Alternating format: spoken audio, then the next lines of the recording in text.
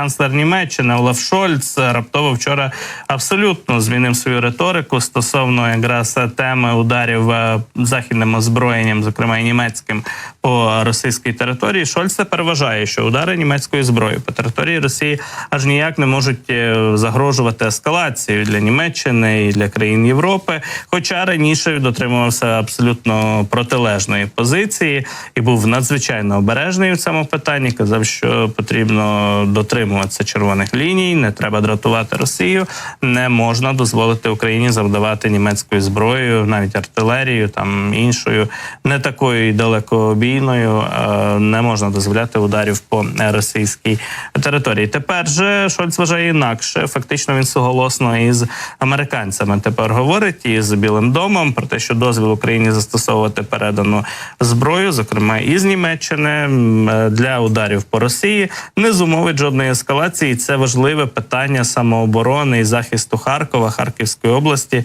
Без таких ударів превентивних, високоточних по російських там чи то авіабазах, чи то місцях зосередження систем ППО, таких як С-300, які зараз активно горять у Білгородській області, чи скупченню військ і техніки росіян там біля кордону з Україною. Без цього неможливо захистити Харків. Логічна думка, абсолютно було б чудово, якби і канцлер Шольц та інші наші західні партнери дійшли до такого висновку набагато раніше, кількома місяцями раніше, а то і ще й минулого року. Ну, але бачимо, як то кажуть, в цьому випадку ми знову маємо дотримання іншого принципу, краще пізно, ніж ніколи. І в цьому випадку дійсно доходять, вже коли ситуація стає дуже-дуже складною на фронті, до очевидних висновків, до очевидних речей і рішень наші західні партнери. В цьому випадку можна вітати, звичайно, таку зміну, переміну у думанні, у мисленні канцлера Німеччини.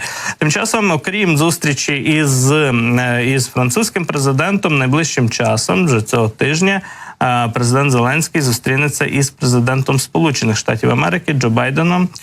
Це перша зустріч відбудеться між президентами саме у Франції. Знову ж таки, у рамках зустрічей відзначення висадки союзників у Нормандії. І президент Байден особисто буде присутній на таких заходах.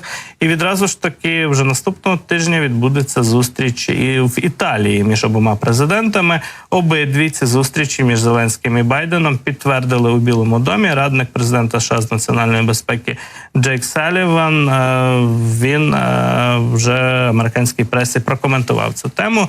Власне, Байден уже відправився до Франції, фактично ще 4 числа, вчора, відлетів літак президентський до Європи. Салліван був присутній у команді президента, був присутній на борту цього президентського літака. І от під час якраз цього польоту він прокоментував найближчі плани президента Байдена на цей тиждень і на наступний тиждень. Яка програма, власне кажучи, візитів до європейських країн? Це Нормандія і це також саміт Групи 7, як ми знаємо, який відбудеться в Італії, де президент США буде присутній обов'язково.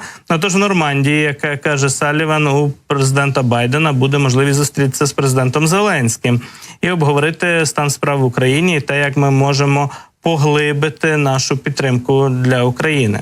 Через декілька днів він також матиме можливість знову зустрітися із президентом Зеленським у межах уже саміту Групи 7 в Італії. Це означає, що Зеленський в Італії буде і буде брати участь у тому чи іншому форматі в заходах саміту Групи 7 якраз на території італійської держави.